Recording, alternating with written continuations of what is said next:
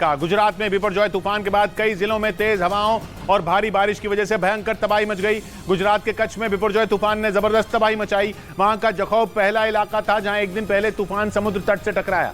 मौसम विभाग के मुताबिक एक दिन पहले जखौ में यह तूफान 130 किलोमीटर प्रति घंटा की रफ्तार से पहुंचा, जिसकी वजह से वहां समंदर के किनारे भयंकर तबाही देखने को मिली। हवा की प्रचंड रफ्तार ने सामने आने वाली सभी चीजों को उड़ाकर रख दिया। जखौ बंदरगाह से सामने आई एक तस्वीर में दिखा कि वहां बिपरजॉय तूफान ने टिन के बड़े बड़े शेड को कागज की तरह उड़ा दिया। मौसम विभाग के मुताबिक जिस वक्त ये तूफान बंदरगाह से टकराया उस वक्त उसकी रफ्तार 130 किलोमीटर प्रति घंटा से भी ज्यादा थी। इसके साथ ही वहाँ तेज बारिश भी हुई, जिससे कई इलाकों में पानी भर गया। वहाँ मौसम इतना खराब था कि दिन के उजाले में भी साफ साफ दिखना बंद हो गया।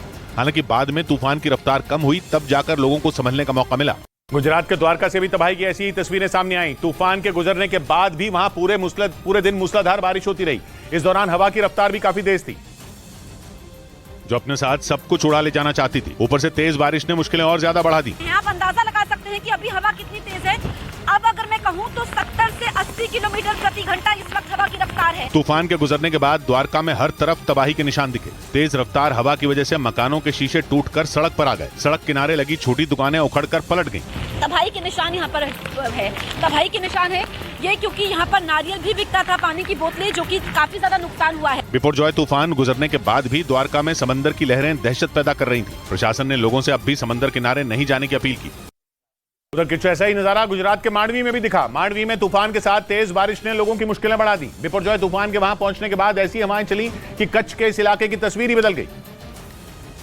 क्योंकि तूफान की वजह से कई जगहों पर मकान ढह गए तो सैकड़ों पेड़ उखड़कर जमीन पर गिर गए। आने जाने वाली कई सड़कें पेड़ों और बिजली के खंभों के गिरने की वजह से बंद हो गई। रही से कसर तेज बारिश ने पूरी कर दी। तूफान के कमजोर पड़ने के बाद भी वहाँ लगातार बारिश हुई, जिसकी वजह से मांडवी के कई इलाके पानी में डूब गए। रिहायशी इलाके की सड़कें हैं जहाँ पर मांडवी में समंदर का पानी जो है वो देखिए किस तरीके से सड़कों पर पहुंच चुका है। चारों तरफ घुटनों तक पानी भरने से लोगों का बाहर निकलना भी मुश्किल हो गया। बहुत जरूरी होने पर ही कुछ लोग बाहर निकलने की हिम्मत जुटा सके। और बिपरजॉय तूफान ने गुजरात के भुज जिले में भी भीषण तबाही मचा दी। बारिश की वजह से कई इलाकों में पानी भर गया तो तेज हवा की वजह से बिजली के खंभे और भारी भरकम पेड़ जड़ से उखड़ गए और ऐसा लगा मानो वहां से सुनामी गुजर गई। कुछ ही घंटों में बिपरजॉय तूफान ने भुज शहर की सूरत बिगाड़ कर रख दी। शहर के मेन रोड पर एक बिजली का पोल जमींदोज नजर आया तो कई जगह पेड़ों की डालियां गिरी दिखी। बिपरजॉय तूफान के दौरान हुई बारिश के बाद वहां कई जगहों पर पानी भर गया। भुज को लखपत से जोड़ने वाले रोड पर तो लगा जैसे सैलाब आ गया हो। बारिश का मटमैला पानी तेज रफ्तार से सड़क पर बहता दिखा। मुसीबत की इस घड़ी में एनडीआरएफ की एक टीम वहां मौजूद थी, जो लोगों से बहाव की तरफ न जाने की अपील करती दिखी। इस बीच गुजरात के कच्छ में नलिया में बिपरजॉय तूफान के टकराने के बाद तेज हवाओं के साथ जबरदस्त बारिश हुई। नलिया के सभी इलाकों में तूफान का असर कई घंटे बाद भी बना रहा और इस तूफान की वजह से इतनी तेज हवाएं चली कि कई जगहों पर बड़े बड़े पेड़ उखड़ गए।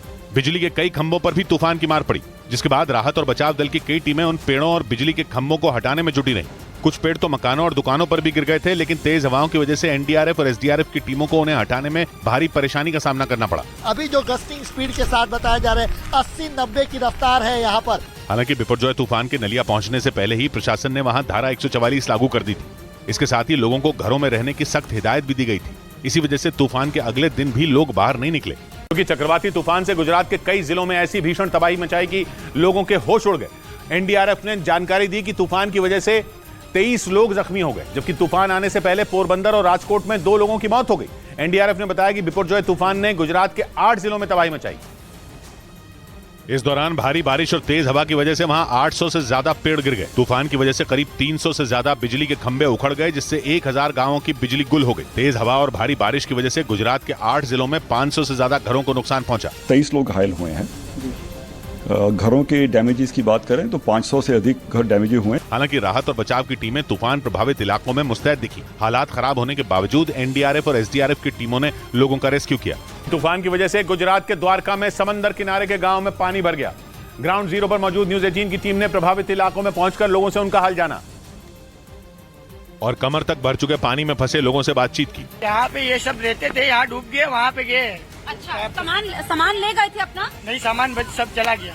पानी में डूब चुके रास्तों से बड़े लोग तो किसी तरह निकल रहे थे, लेकिन छोटे बच्चों के लिए मुसीबत ज्यादा थी। छोटे बच्चों को पानी से बाहर निकालने के लिए लोगों ने प्लास्टिक की टंकी को काटकर नाव बना दी। इनको टंकी में बिठाया गया था क्योंकि नाव तो नहीं आ सकती है और बच्चे कैसे चलेंगे। वहाँ मौजूद लोगों ने बताया कि बारिश का पानी उनके घरों में घुस गया, जिसकी वजह से उनके कपड़े और खाने पीने का सामान पूरी तरह भीग गया। हालांकि तूफान गुजरात से आगे तो बढ़ गया, लेकिन अपने पीछे जगह जगह बर्बादी के निशान छोड़ गया। बिपरजॉय की वजह से कच्छ के मांडवी में कई जगह पेड़ गिर गए और मांडवी से मुंद्रा और आगे भुज की तरफ जाने वाली एक सड़क भी तूफान की वजह से गिरे पेड़ों से पटी नजर आई। ऊंचे ऊंचे भारी भरकम पेड़ बिपरजॉय से बराबरी नहीं कर सके और औंधे मुंह जमीन पर गिर पड़े। इस वक्त तक तूफान खत्म हो चुका था, लेकिन उसका असर खत्म नहीं हुआ था। हालांकि तूफान चला गया, लेकिन तूफानी हवाएं और बारिश हम सीधे नहीं खड़े हो पा रहे हैं। इस वजह से पेड़ हटाने में भी दिक्कत हुई। कुछ गाड़ियों को रास्ता साफ होने का इंतजार करना पड़ा। आसपास के लोगों ने जब पेड़ हटाए तब गाड़ियां आगे बढ़ सकी। उत्तर गुजरात में तूफान से निपटने के लिए एनडीआरएफ, एसडीआरएफ और सेना ने मोर्चा संभाल लिया। तूफान के गुजर जाने के बाद अलग अलग इलाकों में पेड़ गिरने से रास्ते बंद हो गए।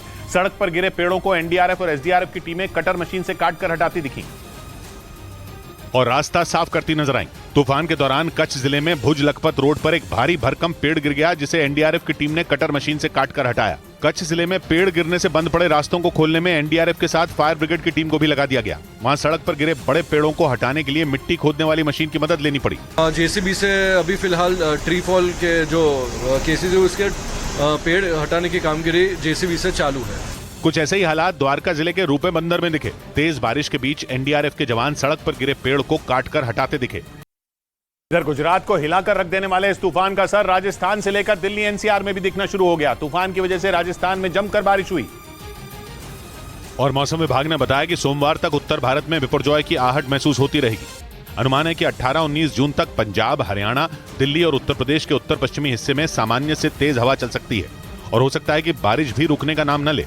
राजस्थान के कई हिस्सों में भी हवा की रफ्तार बनी रह सकती है और वहां भी बादल खूब बरसेंगे। राजस्थान और गुजरात का पड़ोसी मध्य प्रदेश भी तूफान के असर से अछूता नहीं रहने वाला। मौसम विभाग का अंदाजा है कि वहां आंधी आ सकती है और तो और वहां बिजली गिरने की भी आशंका है। वहां की राजधानी भोपाल, उज्जैन, जबलपुर, सागर और छतरपुर जैसे कई इलाकों में लोगों को खराब मौसम से जूझना पड़ सकता है। गुजरात के कई जिलों में तबाही मचाने वाले तूफान ने राजस्थान के बाड़मेर में भी जमकर तांडव मचाया। वहां हवा की रफ्तार इतनी तेज थी कि भारी भरकम पेड़ भी चंद सेकंड में उखड़ कर गिर गए, जबकि कई घरों को भी नुकसान पहुंचा।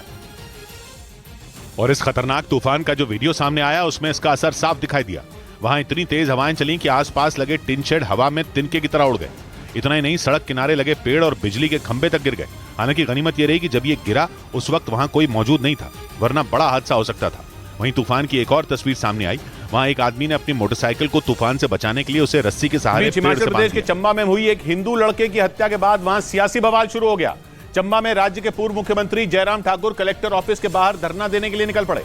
वहां 9 जून को मनोहर नाम के एक लड़के का शव 7 टुकड़ों में मिला था और इस हत्या का आरोप एक मुस्लिम परिवार पर लगा। इस घटना के बाद से ही वहां तनाव बना हुआ है और कार्रवाई की मांग कर रहे लोगों की अगुवाई के लिए हिमाचल में विपक्ष के नेता जयराम ठाकुर चंबा पहुंच गए। वो वहां अपने साथ बीजेपी के सैकड़ों कार्यकर्ताओं को लेकर चंबा के कलेक्टर के दफ्तर के बाहर धरना देना चाहते थे। हालांकि उन्हें रास्ते में रोक लिया गया, जिसके बाद वो वहीं पर बैठ गए और वहां राम कीर्तन करने लगे। आरोप है कि वहां 7 जून को एक हिंदू लड़के को मारकर उसके शरीर के 7 टुकड़े कर दिए गए थे, जिसका इल्जाम उस मुस्लिम परिवार पर लगा जिनकी बेटी के साथ उस लड़के का प्रेम प्रसंग बताया जाता है। इस घटना के बाद चंबा में लोग आग बबूला हो गए, यहां तक कि उन लोगों ने आरोपियों के घर को भी आग के हवाले कर